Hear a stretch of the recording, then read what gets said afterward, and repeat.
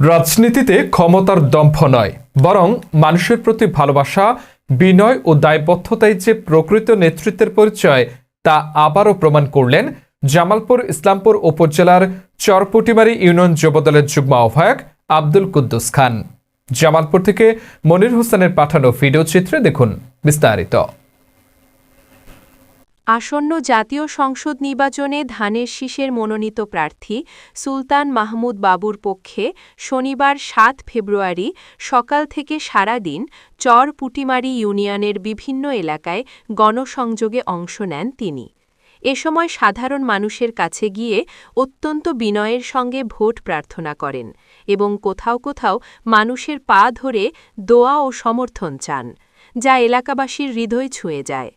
স্থানীয়রা জানান, আব্দুল কুদ্দুস খান দীর্ঘদিন ধরে এলাকায় সুখে দুঃখে মানুষের পাশে থেকেছেন। কোনো প্রকার অহংকার বা ক্ষমতার প্রদর্শন না করে তিনি সবসময় সাধারণ মানুষের কাতারে দাঁড়িয়ে রাজনীতি করেন। তার এই ব্যতিক্রমী ও মানবিক আচরণে এলাকায় ইতোমধ্যে ব্যাপক সাড়া পড়েছে।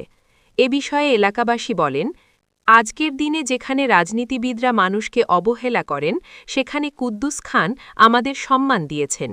এমন নেতৃত্বই আমরা চাই। গণসংযোগকালে আব্দুল কুদ্দুস খান বলেন, আমি নেতা নই, আমি আপনাদের একজন সেবক। ধানের শীষ মানেই গণমানুষের অধিকার, ন্যায্যতা আর ভোটের মর্যাদা। আপনাদের দোয়া ও ভালোবাসাই আমার শক্তি। তার এই ব্যতিক্রমী ও ইতিবাচক উদ্যোগ স্থানীয় রাজনৈতিক অঙ্গনে প্রশংসিত হচ্ছে। অনেকেই বলছেন, এ ধরনের বিনয়ী ও জনবান্ধব নেতৃত্বই ধানের শীষের আন্দোলনকে আরও শক্তিশালী করবে।